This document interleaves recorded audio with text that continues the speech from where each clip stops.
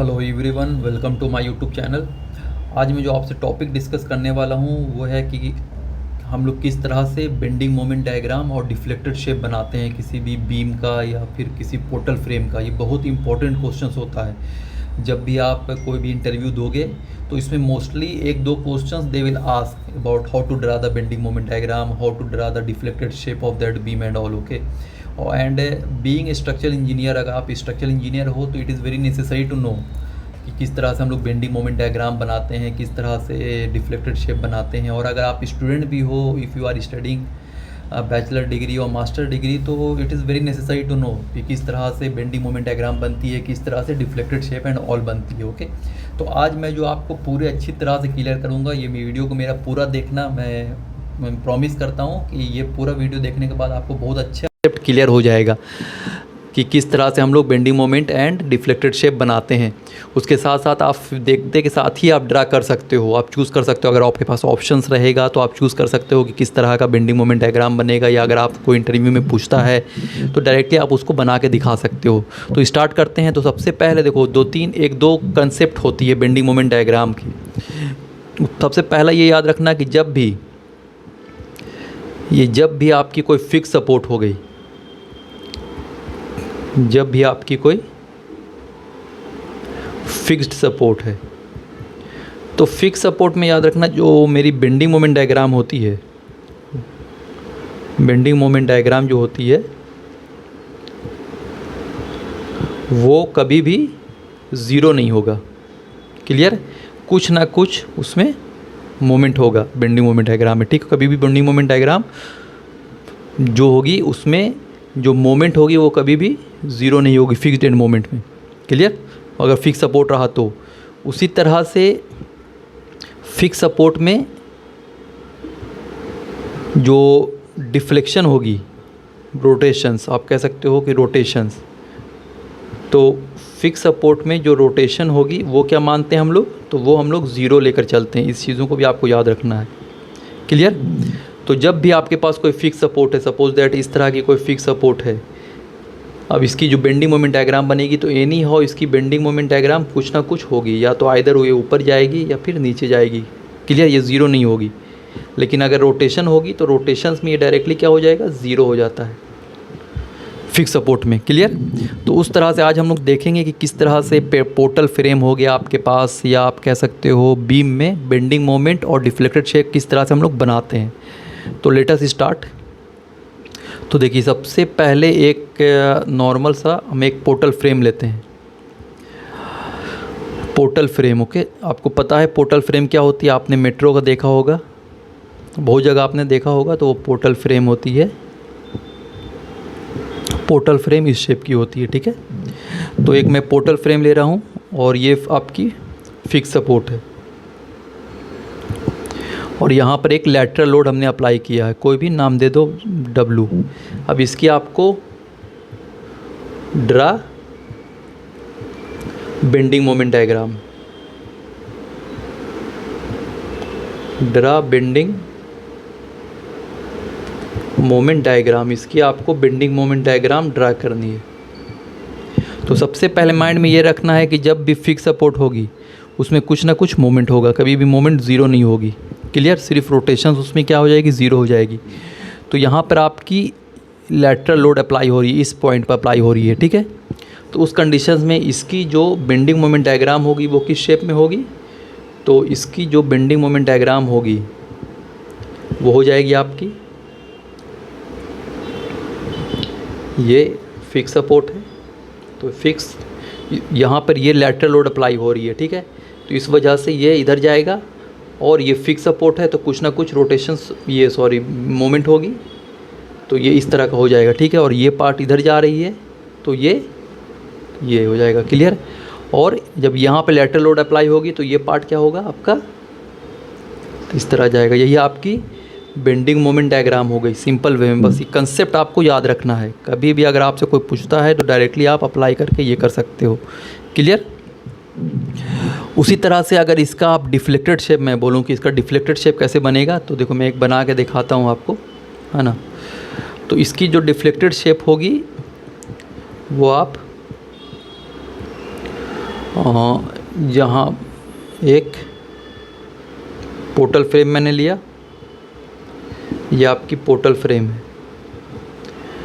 तो इसकी जो आप डिफ्लेक्टेड शेप लोगे वो कैसी जाएगी, तो आपको ये पता होना चाहिए कि जब फिक्स सपोर्ट होती है कुछ, जब भी फिक्स सपोर्ट हो गई,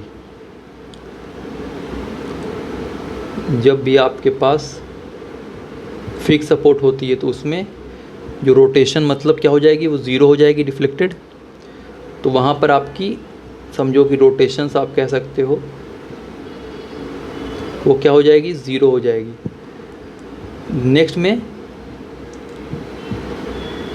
नेक्स्ट क्या है, नेक्स्ट में ये आपकी है रिजिड जॉइंट, ये पार्ट रिजिड हो जाएगी, ये पार्ट रिजिड है। तो जब अगर आपके पास रिजिड जॉइंट रहा तो रिजिड जॉइंट में जो डिफ्लेक्शंस होगी तो वो हमेशा आप 90 डिग्री पर लेके चलना है, वो 90 डिग्री पर होगी। क्लियर, मतलब अगर ऐसे गई और ऐसे जा रही है तो ये जो पार्ट होनी चाहिए ये 90 डिग्री पर होती है।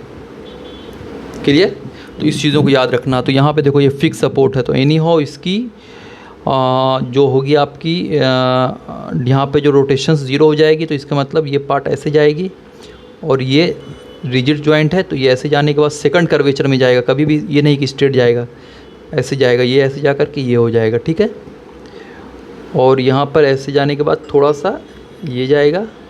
ठीक है, मतलब ये आप इसको ये कर सकते हो कि इस तरह से जा रहा है। ठीक है, जाने के बाद फिर ये इस तरह का जाएगा, मतलब ये पार्ट भी आपकी 90 डिग्री और ये पार्ट भी आपकी 90 डिग्री। क्लियर, तो ये आपकी क्या हो गई, तो डिफ्लेक्टेड शेप हो गई।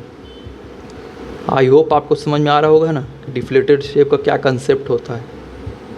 तो इस तरह से ये जो पोर्टल फ्रेम है इसकी बेंडिंग मोमेंट डायग्राम ये हो गई एंड डिफ्लेक्टेड शेप ये हो गया। क्लियर, आई होप आपको समझ में आ रहा होगा, है ना। उस तरह से हम लोग नेक्स्ट देखते हैं। नेक्स्ट क्या है, नेक्स्ट कोई दूसरा टाइप का ये लिखते हैं।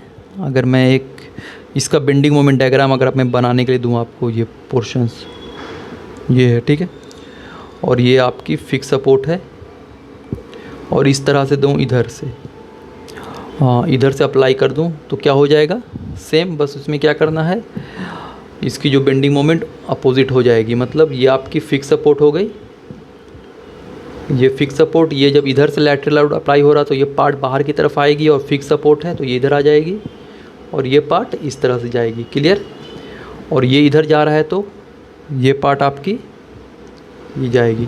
तो ये आपकी बेंडिंग मोमेंट डायग्राम हो गया। क्लियर, उसी तरह से डिफ्लेक्टेड शेप भी सेम होगा। नेक्स्ट देखते हैं हम लोग।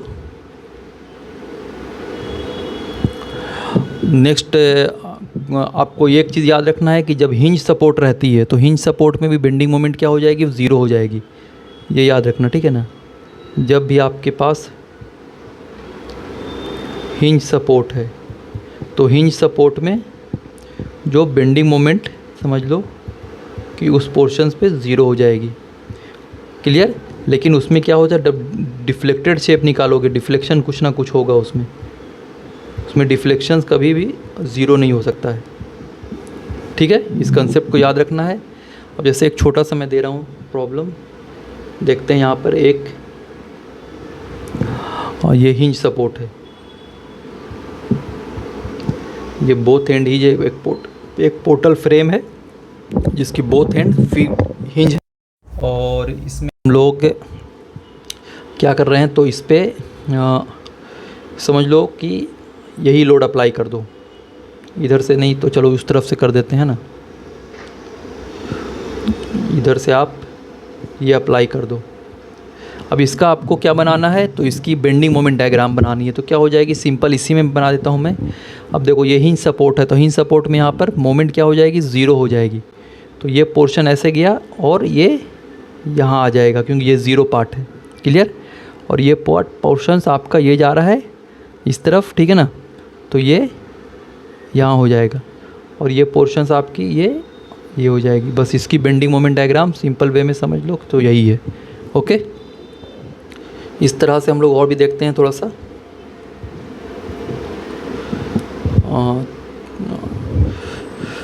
नेक्स्ट देखते हैं कि अगर यही अगर एक नेक्स्ट लेकर चलते हैं कि एक ये है, ठीक है, एंड ये आपकी हिंज सपोर्ट है, ये आपकी हिंज सपोर्ट हो गई। और यहाँ पे मैंने एक यूडीएल अप्लाई कर दिया है, ये यूडीएल लोड है जो मैं W किलो न्यूटन पर मीटर लेकर चल रहा हूँ, ठीक है। तो इसकी अगर आपको बेंडिंग मोमेंट डायग्राम बनानी होगी तो कैसे बनेगी, तो इसकी जो आप बेंडिंग मोमेंट डायग्राम बनाओगे उसमें माइंड याद रखना, ये देखो आपको सबसे पहले देखना है कि कौन सी सपोर्ट दी गई है। तो हिंज सपोर्ट है, मतलब यहाँ पर बेंडिंग मोमेंट 0 हो जाएगी।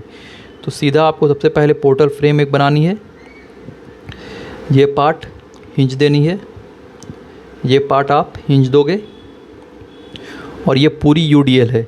यूडीएल मतलब एनी हाउ कर्व शेप में जाएगी और इस तरफ लोड एक्ट हो रही है, तो इसका मतलब है कि आपका ये ऐसे जाएगा, राइट, और ये पार्ट में आपका ये जाएगा, क्लियर।